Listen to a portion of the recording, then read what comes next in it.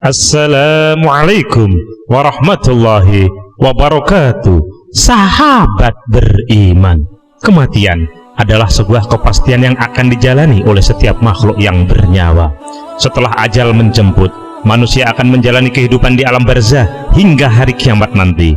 Menurut Al-Quran dan Al-Hadis, di dalam kubur mayat akan ditanyai oleh dua malaikat Allah Subhanahu wa Ta'ala, yakni malaikat mungkar dan malaikat mangkir. Berdasarkan hadis riwayat Bukhari dan Muslim, pertanyaan yang diajukan adalah, siapa Tuhanmu? Apa agamamu? Siapakah yang diutus di antara kamu?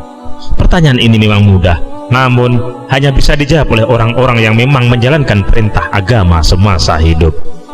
Jika mayat tidak bisa menjawab, maka dua malaikat yang begitu menyeramkan dengan tubuhnya hitam legam, mata biru terbelalak, dan suara malaikat ini bagaikan petir ini akan marah.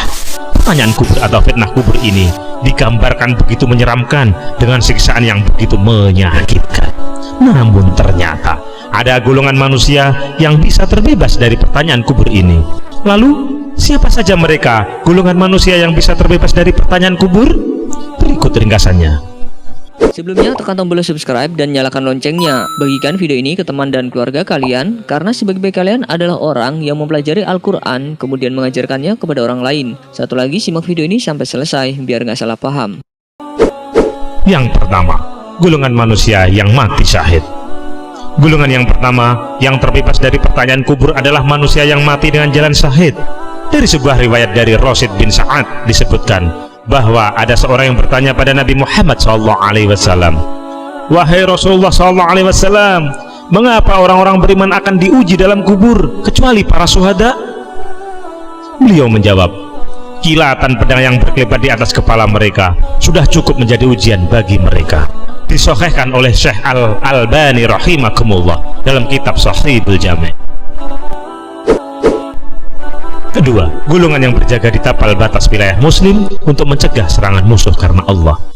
Golongan selanjutnya yang terbebas dari fitnah kubur adalah mereka yang menjaga perbatasan kaum muslim dari para musuh laknatullah. Mereka yang bekerja lalu kemudian meninggal ini akan terbebas dari pertanyaan malaikat mungkar dan malaikat mangkir. Fadullah ibnu Ubaid meriwayatkan dari Rasulullah SAW bahwa Rasulullah bersabda, "Ribat sehari semalam lebih baik dari puasa dan sholat malam sebulan." Kalau seseorang mati dalam kondisi seperti ini, amalnya akan mengalir dan dicurahkan rezeki atasnya serta dijamin bebas dari ujian kubur. Hadis riwayat Tirmidzi dan Abu Dawud. Ketiga, orang yang meninggal karena sakit perut.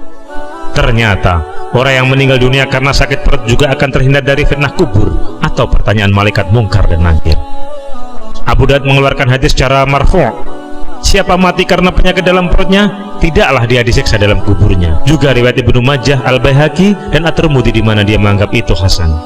Selain itu, Abu Ishaq As-Su'aibi berkata, Sulaiman bin Sa'ad berkata kepada Khalid bin Urfatah atau sebaliknya, Khalid berkata kepada Sulaiman, "Apakah kamu mendengar Rasulullah SAW bersabda, barang siapa meninggal karena sakit perut tidak akan diazab dalam kuburnya?"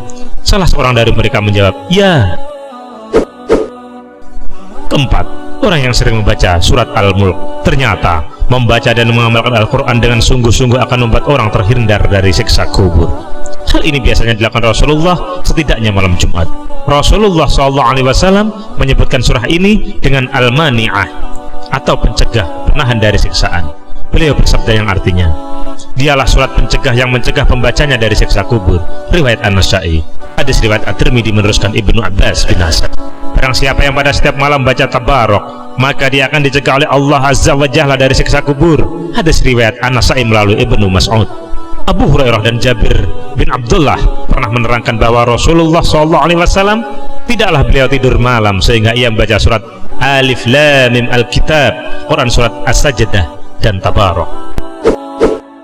Kelima, meninggal pada hari Jumat. Rasulullah SAW bersabda, "Tidak ada seorang muslim yang meninggal pada hari Jumat atau malam Jumat kecuali Allah pasti akan menjaganya dari fitnah kubur." Dalam hadis Abdullah ibnu Amru, Nabi Muhammad SAW bersabda, "Setiap muslim yang meninggal pada hari Jumat akan dijaga oleh Allah Subhanahu wa Ta'ala dari fitnah kubur." Hadis riwayat Ahmad dan Tirmidzi. Dinyatakan kuat oleh Syekh Al-Albani rahimakumullah dalam Ahkamul Janais. Semoga bermanfaat. Wallahul muwaffiq ila aqwamit thoriq. Wassalamualaikum warahmatullahi wabarakatuh.